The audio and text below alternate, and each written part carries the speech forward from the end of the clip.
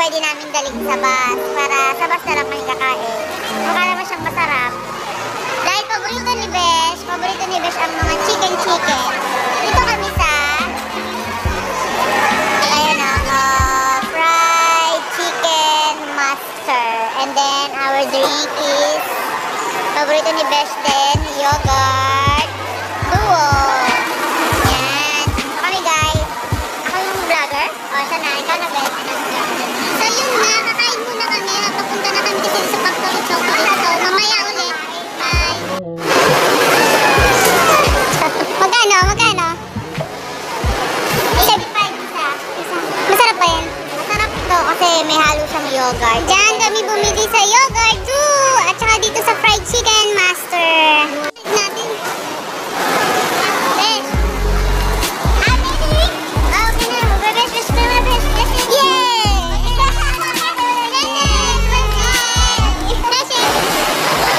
So ano masasabi mo ngayon, Besh? Sasakay pa lang tayo ng bus, diba? Bus pa rin sasakyan natin, diba? Oo, gutom na ako. Natatay pa ako. Gutom na daw siya. Tsaka natatay na daw siya. Ayun.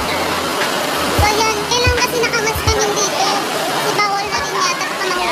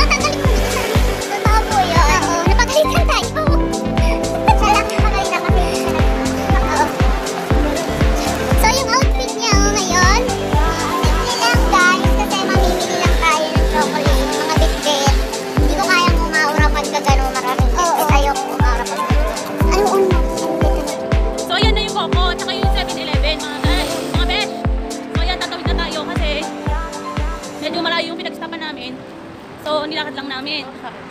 So yan. Hindi, huwag na. Ay, mo ba yung... Oh, gano'n sakit na dito.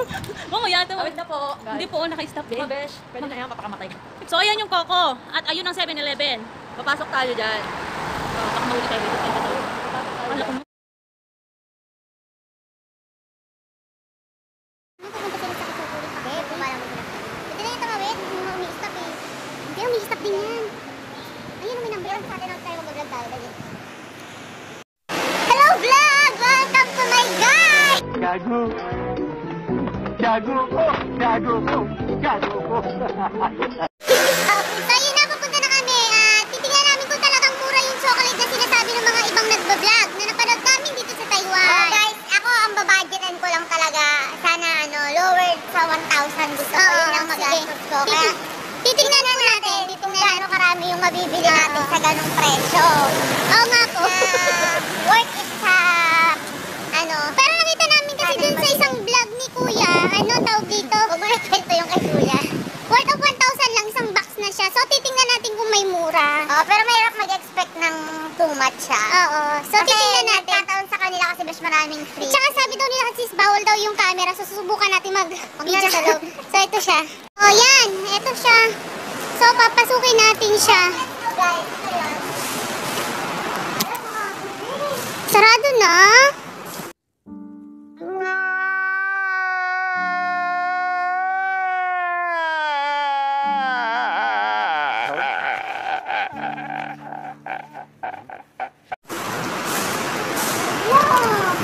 So close na siya. Pag minalas ako talaga, yan siya, tapos sarado na siya. So yan na siya, so close na siya nga. Hindi ba kapapasok tayo, magkadok tayo?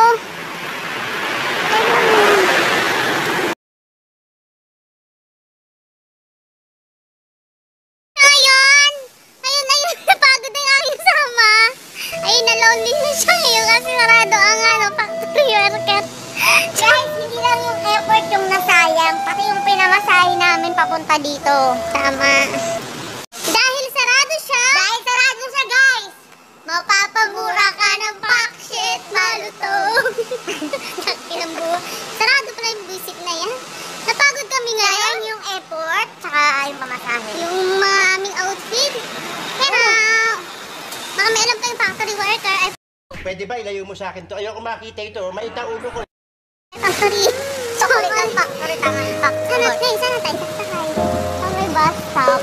7-Eleven daw yun, diba? Ay, Coco.